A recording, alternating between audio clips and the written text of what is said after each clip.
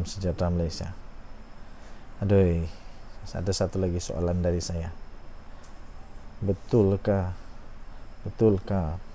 PAS ni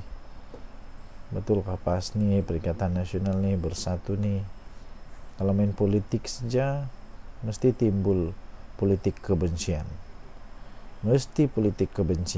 Betulkah diorang suka main begitu? Kenapa suka buat politik kebencian? Kita susah-susah buat perpaduan, senang-senang dengan politik kebencian. Inilah yang telah dikecam, dibidas oleh Perdana Menteri. PM bidas politik kebencian yang dimainkan oleh pembangkang. Perdana Menteri Datuk Seri Anwar Ibrahim berkata beliau tidak terganggu dengan politik kebencian yang sedang dimainkan oleh pembangkang untuk menyerangnya. Malah beliau menyifatkan persekitaran politik negara terlalu menebal dengan kebencian, kerana apa yang dilaksanakan kerajaan ini seringkali saja dijadikan isu politik oleh pihak yang tidak bertanggungjawab. Apa saja mereka tak panggil saya, tidak ambil gaji dihina, benteras rasuah dihina, mengenai BlackRock pun mereka kata saya ejen Yahudi, baik dengan Hamas pun dihina, semua pun mau dihina. Jadi saya pun tidak faham apa diorang buat mau ni sebenarnya. Bagus sangat ke diorang? Suci kah? Lepas tu PM Anwar kata saya hanya jawab sikit-sikit, tapi seringkali saya tak peduli, kerana saya fikir kita punya tugas lebih berat dan ia tidak mudah. Fakta tidak sama sekali dipedulikan, yang dilontarkan hanya kebencian. Apakah ini harus mengganggu kita? Tidak, ia tidak akan ganggu kita, katanya pagi ini di hadapan 700 orang kaki tangan warga Kementerian Keuangan. Jadi itulah, saya fikir kita harus mencontohi negara-negara yang berpolitik sehat, yang berpolitik dengan keluarkan fakta, dengan keluarkan hujah-hujah yang memang untuk memajukan negara, bukan hujah-hujah politik kebencian. Apalagi kalau menunggang-nunggang, aduh, pening kepala, semua mau ditunggang. Lama-lama jadi tunggang kerbau pun jadi ni. Harap-harap semua yang suka menunggang-nunggang tu berhentilah daripada menunggang yang tak perlu ditunggang. Ini bukan mencipta satu perpaduan di Malaysia. Ini boleh menyebabkan perpecahan untuk negara Malaysia. Okey, kita jumpa lagi. Bye-bye. Salam sejahtera Malaysia, tunjuk di suara rakyat bergema di channel ini. Tuan-tuan dan puan-puan yang dihormati sekalian, ada orang buat spekulasi terbaru dan saya pun ditanyalah apa pendapat saya dengan perkara ini, yaitu kalaulah UMNO keluar daripada kerajaan, Zahid Hamidi kah jadi Perdana Menteri Malaysia yang baru? Wow, saya kata tidak mungkin Zahid Hamidi boleh jadi Perdana Menteri yang baru. Pada pendapat saya, ini pendapat saya saja, ada manusia ni dia memang dicipta untuk bukan jadi nombor satu, tapi dia bagus jadi nombor dua. Ada manusia ni dia memang dicipta tak boleh jadi bos paling besar, tapi dia jadi bos nombor dua yang terbaik. Jadi saya fikir Zahid Hamidi macam begitu. Zahid Hamidi, saya rasa, ini pendapat saya secara pribadi, Zahid Hamidi memang dicipta menjadi nombor dua saja, tidak boleh jadi nombor satu. Jadi lagipun Zahid Hamidi banyak kes lah sekarang, dia banyak kes, dan walaupun ada kes-kes yang sudah dimenang semua tu kan, tapi saya fikir tidak sesuai lah tidak sesuai untuk Zahid Hamidi jadi Perdana Menteri Malaysia. Apalagi kalau dengan UMNO. Dan saya pikir kalaupun UMNO masuk ataupun keluar daripada kerajaan, lepas tu kerajaan ini tumbang, lepas tu nanti bergabunglah UMNO, PAS dan Bersatu untuk jadi kerajaan bersama dengan parti-parti yang lain termasuk daripada Bebas dan sebagainya. Saya tidak fikir UMNO patut jadi kerajaan atau jadi Perdana Menteri. Kenapa? Kerana jumlah MP UMNO tu jauh lebih sikit dibandingkan dengan MP-MP daripada parti yang lain. Jadi kalaupun betul-betul berlaku seperti itu, tidak sesuai lah untuk daripada UMNO yang jadi Perdana Menteri. Mungkin daripada parti lain. Yang peliknya dulu juga berlaku, sudah berlaku pun. UMNO parti yang kecil tapi Perdana Menterinya dari UMNO, Ismail Sabri Yaakob. Jadi tidak juga mustahil. Tapi untuk Zahid jadi Perdana Menteri, saya fikir kurang sesuai. Apapun pendapat masing-masing, ada masing-masing pendapat. Dan kalau Zahid jadi Perdana Menteri, pasti parti-parti yang bergabung dengan diorang ini akan jadi tidak juga stabil lah, sebab akan ada ahli-ahli dalam parti, MP-MP dalam parti yang bergabung tidak puas hati, pada akhirnya akan menyebabkan ketidakstabilan berlaku sekali lagi. Jadi tuan-tuan dan puan-puan yang dihormati sekalian, minta maaf lah pada Zahid Hamidi, sebab pada pendapat saya Zahid Hamidi tidak boleh jadi Perdana Menteri. Bukan tidak layak, tapi mungkin dia dicipta bukan untuk jadi Perdana Menteri lah. Mungkin dia dicipta untuk jadi timbalan Perdana Menteri saja sampai bila-bila. Mungkin kalau UMNO jadi kuat semula pun bukan Zahid jadi Perdana Menteri. Mungkin ada orang lain. Kita tunggu saja apa yang akan datang. Denyut Nadi Suara Rakyat bergema di channel ini. Bye-bye. Salam sejahtera Malaysia. Denyut Nadi Suara Rakyat bergema di channel ini. Memang betul-betul lah seperti yang sudah saya agak, bahawa si Muhyiddin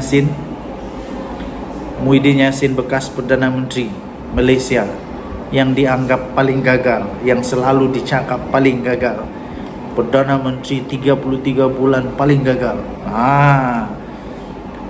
Dia sudah out of control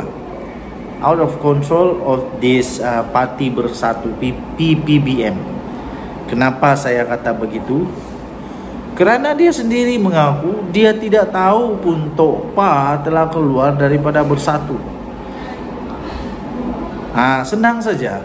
Logically, kalau memang dia ada kontrol, dia ada kuasa yang memang bagus kepada parti ini, pasti dia tahu semua yang ada dalam parti. Takkan muka besar macam Tok Pa dia tidak tahu sudah keluar Bersatu.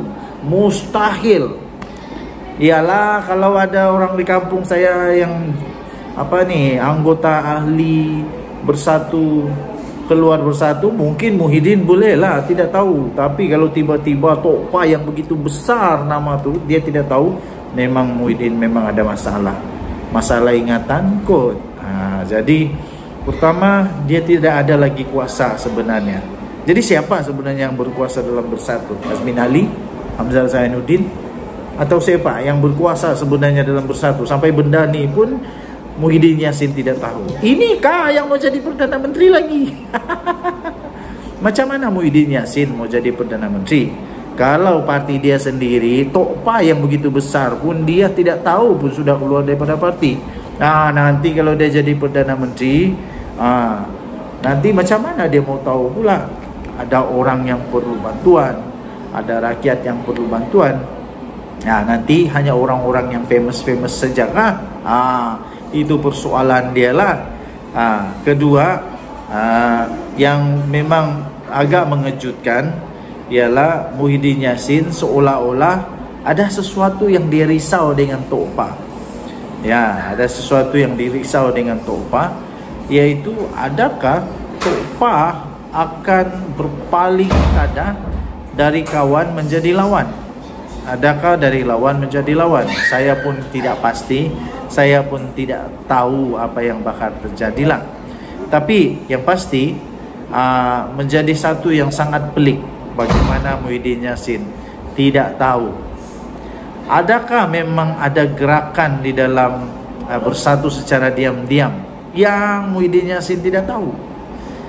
Adakah ini adalah tanda utama yang sangat jelas yang menyatakan bahwa ada gerakan di dalam bersatu yang Muhyiddin tidak tahu? Kenapa saya kata begitu? Kalau benda besar gajah macam Tok Pa ni, isu macam Tok Pa ni berlaku dan Muhyiddin tidak tahu, bayangkan isu sekecil semut isu sekecil semut yang Muhyiddin tidak tahu, berapa banyak yang dia tidak tahu. Jadi tidaklah sesuai untuk Muhyiddin Yassin jadi Perdana Menteri, saya rasa sekali lagi, kerana kredibiliti dia sudah tercalar di mana dia tidak lagi dapat ada skill, tidak ada lagi kompetensi dia untuk menjadi pemimpin yang serba tahu. Ya, kami mau Perdana Menteri yang serba tahu. Mana kami mau Perdana Menteri yang semua dia tidak tahu. Kalau semua dia tidak tahu, baguslah kucing saya yang jadi Perdana Menteri. Sebab kucing saya pun tidak tahu apa-apa, jadi lebih baik kucing saya jadi Perdana Menteri. Apa pendapat anda? Sila tinggalkan komen. Denyut Nadi Suara Rakyat bergema di channel ini. Jangan lupa tekan butang subscribe, like dan share. Malaysia kita punya, cintai Malaysia aku, kita jaga kita. Kita jumpa lagi, bye-bye. Salam sejahtera Malaysia, Denyut Nadi Suara Rakyat bergema di channel ini. Tuan-tuan dan puan yang dihormati sekalian, ini ada satu tajuk berita yang sungguh lucu. Saya ketawa sampai keluar air mata tahu, sampai keluar air mata. Aduh, sekarang kempen di dunia ini pelik bin ajaib. Ini kempen yang memang sudah sah, confirm, terdesak, tidak ada cara lain lagi untuk menang. Sampai ini pun jadi kempen. Tiba-tiba calon pas tiba-tiba menurut tajuk ini yang saya tempelkan di sini nih. Tiba-tiba saya nampak dia kongsi, tajuk dia dikongsi pula keputusan SPM anak yang dapat 11A. Yang saya heran, apa kena mengena anak dia dengan dia mau jadi YB? Apa kena mengena? Ya, mungkin saya faham. Mungkin dia mau bagi tahu kepada pengundi bahawa kalaupun dia tidak berpendidikan, dia tidak pandai tulis surat, tidak pandai tulis laporan, tidak pandai untuk buat ucapan, tidak pandai untuk buat kertas kerja, dia mau bagi tahu mungkin anak dia boleh tolong tulis surat, tulis ucapan, tulis laporan, tulis kertas kerja. Ini KYB yang perlu ada di Sungai Bakap. Ini KYB yang perlu ada di Sungai Bakap, yang terpaksa jual anak dia punya keputusan untuk mau menyatakan kepada pengundi bahawa dia perlu untuk diundi. Aduh, kalau begini lebih baik jangan undi dia, kita undi anak dia. Kan anak dia ada plus 11A. Cemerlang tu anak dia, tahniah diucapkan kepada anak yang cemerlang. Tapi belum pernah saya nampak ada calon YB, ada calon yang mau bertanding di PRK kah, PRU kah, PRN kah, yang tiba-tiba tak semena-mana dia pakai pula dia pakai pula keputusan anak dia untuk mau raih undi. Ini betul-betul lucu dan saya pikir betul-betul sudah terdesak untuk mau dapat undi. Nah, jadi orang-orang di Sungai Bakap pikirkanlah, kalau mau dapat YB yang ada anak cemerlang, undilah dia. Tapi kalau mau dapat YB yang memang betul-betul dia sendiri cemerlang, dia pun cemerlang, anak dia pun cemerlang, dia ada PhD, dia pandai buat laporan sendiri, pandai buat ucapan sendiri, pandai buat kertas kerja sendiri, pandai buat laporan sendiri, semua dia pandai buat. Undilah orang yang ada PhD. Bukan kita mau merendahkan, tidak. Saya hanya heran, Apa kena mengena mau pergi campaign dengan bagi tahu kepada dunia bahwa anak dia dapat 11A di dalam SPM. Kalau begitu, semua orang yang anak dia ada 11A boleh jadi YB kah? Bukan begitu. Saya pikir tidak sesuai. Saya pikir tidak sesuai dan tidaklah tidak kenalah. Not appropriate to use your children, your kids punya SPM result hanya untuk mau meraih undi, kerana ini mengganggu diorang punya so-called privacy. Janganlah kacau privacy anak hanya untuk mau dapat undi. Nanti sekarang semua orang sudah kenal anak kamu. Nanti semua sudah orang kenal anak kamu, bagus kalau menang. Kalau kalah, orang kenal, inilah anak yang bapaknya kalah dalam pilihan raya. Tidakkah kesian macam begitu? Aduh. Jadi senang saja simpulannya kepada semua pengundi-pengundi di Sungai Bakap, pikirkan panjang-panjang sebelum mengundi. Pikirkan panjang-panjang sama ada kamu mau ada YB yang anak cemerlang, atau kamu mau yang YB yang dia sendiri cemerlang, anak dia cemerlang, keluarga dia cemerlang, dia ada track record yang bagus, dia ada pengalaman yang bagus, dia ada semua yang bagus-bagus untuk menjadi sandaran kepada rakyat di Sungai Bakap. Terus terang, saya walaupun saya bukan ahli PKR, bukan ahli Pakatan Harapan, bukan. Saya bukan ahli mana-mana parti, tapi kalau saya ditanya, saya mau undi siapa? Saya mau undi yang doktor. Saya mau undi yang doktor kerana nanti dengan harapan orang-orang di Sungai Bakap otaknya semua macam doktor-doktor. Tidaklah nanti jadi ISO pula, manusia tiba-tiba jadi ada ISO. ISO bangunan pula tuh, bangunan kilang. Macam mana ada orang boleh beri sijil ISO pada manusia? Memang pelik bin ajaib. Dan jom tadi, Suara Rakyat bergema di channel ini. Jangan lupa tekan butang subscribe, like dan share. Malaysia kita punya, cintai Malaysia aku, kita jaga kita. Bye-bye. Ini lagi satu masalah. Ini satu lagi masalah. Memang saya ada soalan yang saya minta tuan-tuan dan puan-puan boleh komen. Memang orang-orang Perikatan Nasional ini suka cari masalah, suka menjemput masalah. Bagus-bagus tidak masalah, jemput masalah. Memang begitu kode orang nih. Sekarang pula kerana celupar, kerana cuba mau jadi hero, kerana entah apa lagi lah mau dibuat, saya pun tidak paham. Sekarang ada seorang MP ada seorang MP Perikatan Nasional sekarang ini didesak untuk dedah identiti dalam jual saham MAHB kepada BlackRock. Dedahlah, cuba nyatakan siapa. Jangan cakap saja. Inilah MP Macang nih. MP Macang didesak dedah identiti dalang jual saham MAHB kepada BlackRock. Nampaknya keceluparan makan diri. Orang ramai sekarang mendesak ahli Parlimen Macang itu supaya mendedahkan siapakah identiti individu yang berpangkat tinggi dalam sebuah syarikat milik Malaysia Airport Holding Berhad MAHB yang dikatakan menjadi dalang penjualan saham kepada syarikat BlackRock Incorporated. Manusia itu nama dia Wan Ahmad Faisal Wan Ahmad Kamal, yang juga dianggap seperti baling batu sembunyi tangan. Malah kredibiliti Ketua Pemuda Perikatan Nasional PN itu pun dipersoalkan kerana hanya bersandar kepada surat layang. Inilah peliknya.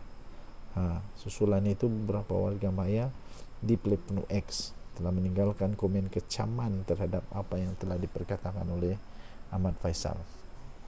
Sepatutnya Wan Ahmad Faisal ni orang profesional, bukan baru kemarin jadi ahli politik. Kalau betul lah yang dipersoalkan ini, yang mana Wan Ahmad Faisal ni hanya bersandalkan fakta dia daripada surat layang, dia tidak layak lagi untuk jadi ahli parlimen kalau begini. Hai, pening kepala. Hai.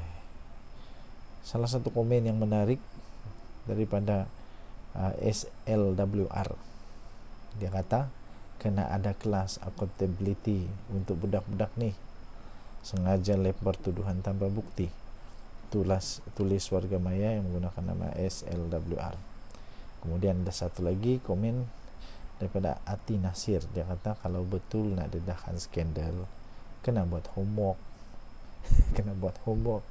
Kalau setakat dedah surat layang semata-mata, memang tiada kredibiliti punya manusia, langsung tak ada kredibiliti lah. Siapa-siapa pun boleh buat surat layang tersebut. Wan Ahmad Faisal nak tunjuk bijak, tapi surat layang kata Ati Nasir, memang memalukan betul lah. Aduh.